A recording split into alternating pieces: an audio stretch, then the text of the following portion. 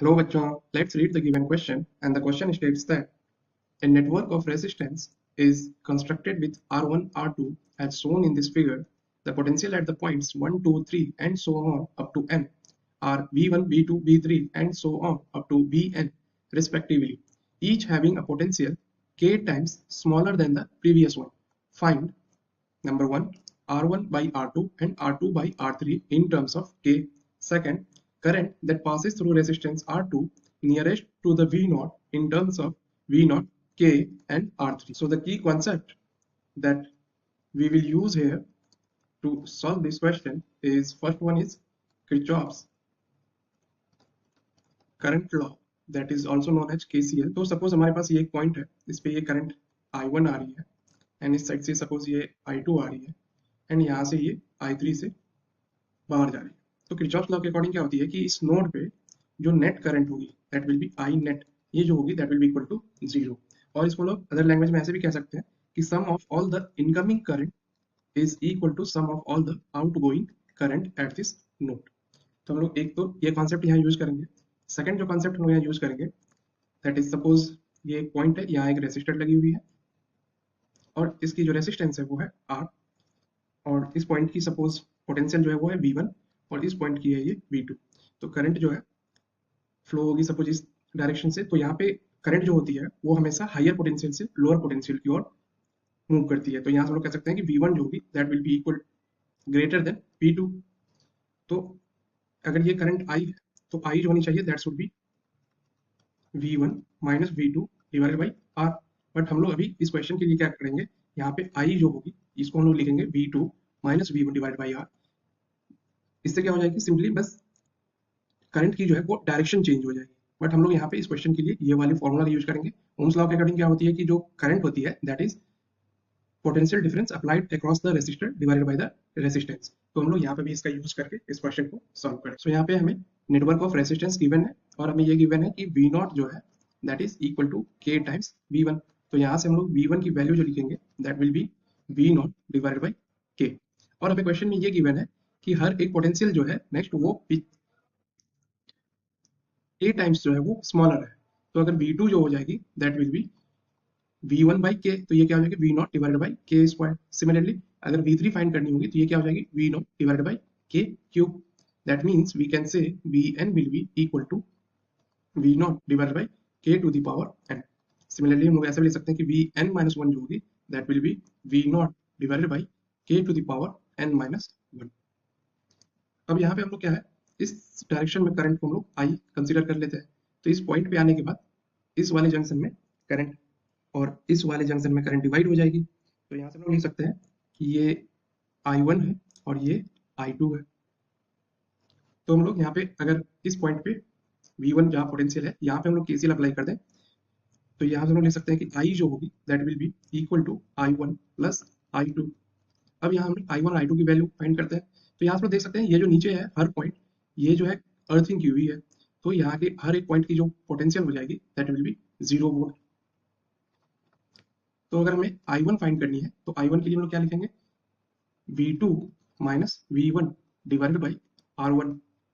अब V2 V1 को हम लोग V0 के टर्म में लिखें तो ये क्या हो जाएगी V0 divided by K square minus V0 divided by K whole divided by R1. ये R1 है. सिमिलरली I2 अगर हम लोग फाइंड करें तो I2 will be 0 minus V1 divided by R2. तो V1 जो है हमारी that is V0 divided by K. तो यहाँ से ले सकते हैं इसको V0 divided by K times R2. और यहाँ पे I जो होगी that will be equal to V1 minus V0 divided by R1. तो यहाँ से हम लोग I को लिख सकते हैं ऐसा V0 divided by K minus V0 divided by R1. तो हम लोग I1 और I2 की वैल्यू जो है इस वाले इक्वेशन में पुट कर देते हैं. तो यहाँ हम लिख सकते हैं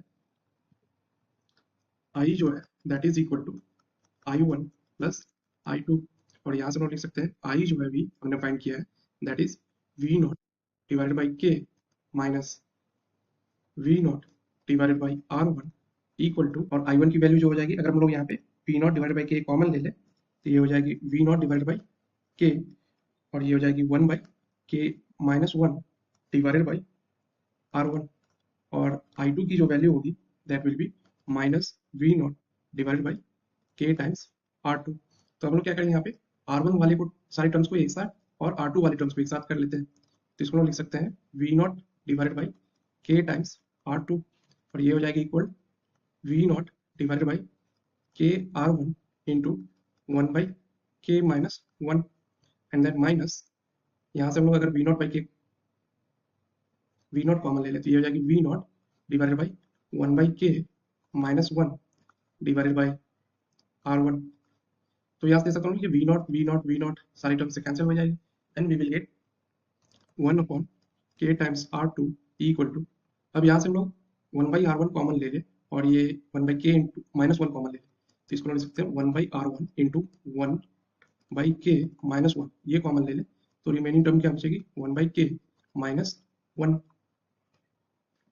तो यहाँ से हम इसको लिख सकते हैं ये क्या हो जाएगी equal to 1 by R1 into 1 by K minus 1 की होल स्क्वायर। अब यहाँ से हम लोग को R1 बाई R2 फाइंड करनी है तो यहाँ से इसको लिख सकते हैं R1 divided by R2 equal to, तो ये के इधर मल्टीप्लाई हो जाएगी तो ये हो जाएगी के इंटू, इसको हम लोग सॉल्व करेंगे तो ये हो जाएगी 1 minus K whole square divided by K square. तो यहाँ से के और K cancel and we will get R1 divided by R2 equal to 1 minus K whole square divided by K. तो ये हमारी R1 R2 रेशियो आ गई। इसको हम लोग इक्वेशन 1 कंसीडर कर लेते हैं। तो अब हमें R2 और R3 का रेशियो फाइंड करनी है। तो हम लोग यहाँ पे इस फिगर में क्या कंसीडर कर लेते हैं कि इस वाले ब्रांच में आई डैश करंट फ्लो हो रही होगी, इस ब्रांच से करंट आने के बाद total current suppose I dash होगी। तो ये जो आई डैश होगी ये सेम करंट आई डैश इस वाले रेजिस्टर में भी पास होगी क्योंकि यहाँ कोई ब्रांचिंग नहीं है। तो हम लोग यहाँ पे इसी का कॉन्सेप्ट का यूज करेंगे। तो अगर मान लो तो इस वाले R1 के लिए अगर हम लोग R1 के cross I1 I dash find करेंगे तो ये क्या हो जाएगी Vn minus Vn minus 1 divided by R1 और ये सेम इक्वल होगी इसके, तो यहाँ पे ये तो ग्राउंड की हुई है तो ये हो जाएगी 0 minus Vn divided by R3। तो अब यहाँ से हम इसको लिख सकते हैं आई डैश जो होगी that will be equal to, अब 1 बाई R1 को हम लोग साइड में लिख लेते हैं एंड देन Vn जो हो जाएगी that will be V not divided by k to the power n minus Vn minus 1 जो हो जाएगी V not divided by k to the power n minus 1 equal to, अब यहाँ minus Vn divided by R3 है तो 1 by R3 को हम लोग साइड में लिख लेते हैं और Vn जो हो जाएगी that will be negative of V not divided by और k to the power n। अब हम यहाँ पे नेक्स्ट स्टेप में क्या करेंगे सारे टर्म्स से अगर हम लोग V not divided by k to the power n common ले लें यहाँ पे तो ये हो जाएगी 1 upon R1 into V not divided by k to the power n तो ये हो जाएगी 1 माइनस 1 डिवाइडेड बाई, अब यहाँ पे क्या हो जाएगी k की power minus 1 remaining equal to यहाँ 1 by R3 into V not divided by k to the power n।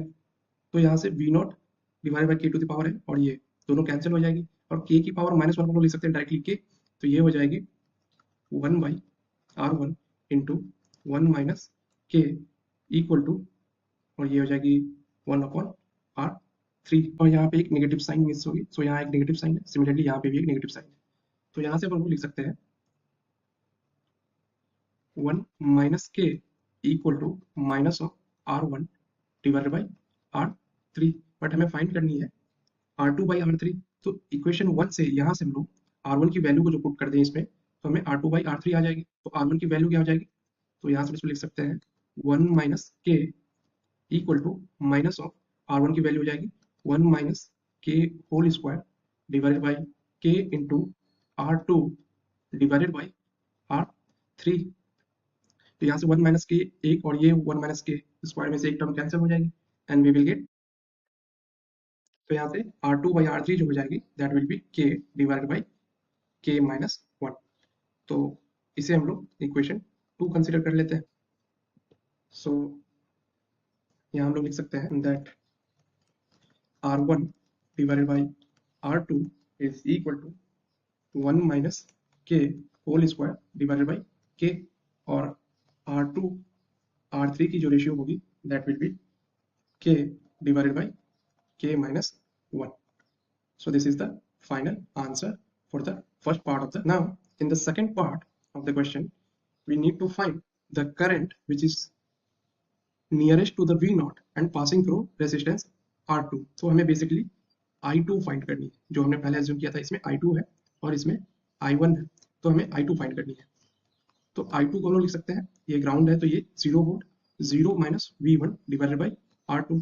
और ये जो करंट हमें फाइंड करनी है that should be in terms of K, V0 और R3 के टर्म्स में। तो यहाँ से हम लोग लिख सकते हैं इसको, V1 को लिख सकते हैं minus V0 divided by K divided by R2। अब हमें इस R2 को R3 के टर्म्स में लिखना है, तो यहाँ से हम लोग इस वाले इक्वेशन का यूज कर लेते हैं। तो I2 जो हो जाएगी that will be V0 divided by K, और यहाँ R2 जो हो जाएगी that will be K divide by K minus 1 into R3। तो इसको हम यहाँ से अरेंज कर ले तो ये हो जाएगी minus V0 into K minus 1 divide by K square R3। अगर नेगेटिव को लोग अंदर भेज दें तो ये I2 जो हो जाएगी 1 minus K into V0 divided by K square R3।